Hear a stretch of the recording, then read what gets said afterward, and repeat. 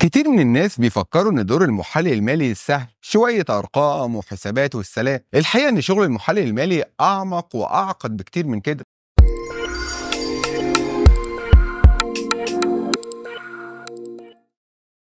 لو بنسأل نفسنا المحلل المالي بيروح الشركة الصبح بيعمل ايه بالظبط؟ أول حاجة المحلل المالي بيعملها أول ما بيدخل مكتبه في الشركة هي إنه يبتدي يجمع كل البادجتس اللي كل قسم في الشركة حاططها لنفسه. الفكرة هنا مش بس إن هو ياخد الأرقام ويسجلها، لكن كمان بيراجعها ويدقق فيها، وده علشان يتأكد إن هي منطقية ومتوافقة مع أهداف الشركة. الموضوع ده مهم جدا، وده علشان من غير الموازنة الشركة مش هتقدر تخطط لأي حاجة على المدى البعيد، وبدون المراجعة الدقيقة ممكن يكون في أخطاء تكلف الشركة كتير. مثال بسيط، لو قسم المبيعات متوقع ارباح ضخمه بس قسم الانتاج حاطط ميزانيه اقل بكتير، لازم المحلل المالي يقف ويفكر هل الاهداف متوافقه ولا لا. تاني حاجة تحليل الانحرافات. بعد ما يخلص المحلل المالي إعداد الموازنة بيجي دوره في تحليل الانحرافات، واللي هي مقارنة النتائج الفعلية اللي حصلت مع المعايير المحددة مسبقا. طبعا بيشوف هل في فروقات ما بين الأرقام الفعلية والأرقام المتوقعة، سواء بقى في الكميات أو الأسعار. تخيل معايا لو في انحراف في تكاليف الإنتاج، هنا المحلل المالي هيلاحظ إن الشركة بتدفع أكتر من اللازم، وده ممكن يدي إشارة لإدارة الشركة إن هي لازم تغير استراتيجية معينة أو إنها تتراجع في إمداداتها. تالت حاجة تطوير الأداء واتخاذ القرارات. شغل المحلل المالي مش بيقف عند تحليل الارقام وبس، لكنه كمان بيحط توصيات بتطوير الاداء الفعلي للشركه. يعني بياخد نظره شامله على القوائم الماليه زي قائمه الدخل والكاش فلو والبالانس شيت، وبيحدد الاماكن اللي ممكن تكون محتاجه لتحسين. على سبيل المثال، لو الشركه شايفه ان هي محتاجه تزود مبيعاتها، المحلل المالي ممكن يقول ليهم يشوفوا اسواق جديده او يعدلوا في اسعار المنتجات، والدور ده بيخليه جزء اساسي من عمليه اتخاذ القرار في الشركه. وده طبعا بيخليه دايما عينه على المستقبل واهداف الشركه الكبيره. عندك كمان من ضمن الحاجات الكبيره اللي بيعملها المحلل المالي الفاينانشال موديلنج وخطط الاعمال. دي من ضمن الحاجات الكبيره اللي بيشتغل عليها المحلل المالي، انه يعمل نموذج مالي وخطه ماليه للشركه على مدار 5 سنين قدام. يعني بيتوقع ايرادات الشركه وتكاليفها والارباح المتوقعه، وده كله طبعا بناء على ارقام ومعطيات مظبوطه. النموذج ده مش مجرد توقعات، لكنه بيكون دليل الاداره يساعدها ان هي تشوف فرص النمو والمخاطر اللي ممكن تواجهها. مثلا لو الشركه بتخطط تفتح فرع جديد، المحلل المالي بيحسب التكاليف والعوائد المتوقعه، وده طبعا بيساعد الشركه ان هي تعرف الخطوه ديت مربحه ولا لا. عندك كمان اعداد التقارير الدوريه. الشركه مش بتنتظر لنهايه السنه علشان تشوف وضعها المالي، المحلل المالي مطلوب منه ان هو يقدم تقارير بشكل دوري، سواء بقى يوميه اسبوعيه او شهريه على حسب طبيعه العمل في الشركه. التقارير ديت بتكون مصدر معلومات اساسي للاداره العليا، وده علشان تقدر تاخد قرارات يوميه. مثلا لو في تقرير بيقول ان في انخفاض في المبيعات في شهر معين، الاداره هتاخد اجراءات سريعه علشان تحسن من الاداء في الشهر اللي بعده. يعني التقارير ديت مش مجرد ورق، لكنها فعليا بتحدد شكل اداء الشركه وبتساعد الاداره ان هي تتصرف في الوقت المناسب. ولو انت محلل مالي شاطر يا ريت تشاركنا بتجربتك. لو انت بتشتغل كمحلل مالي ممكن تلاقي نفسك شايف مهام تانية مطلوبه منك يوميا، وده طبيعي لان كل شركه بيكون ليها طبيعتها الخاصه. اللي انا عايز اقوله لك ان دورك كمحلل مالي مش مجرد حسابات، لكن رؤيه وتحليل وقرارات بتاثر على مستقبل الشركه، سواء بقى بتحلل ارقام او بتطور نماذج ماليه او بتحدد فرص ومخاطر.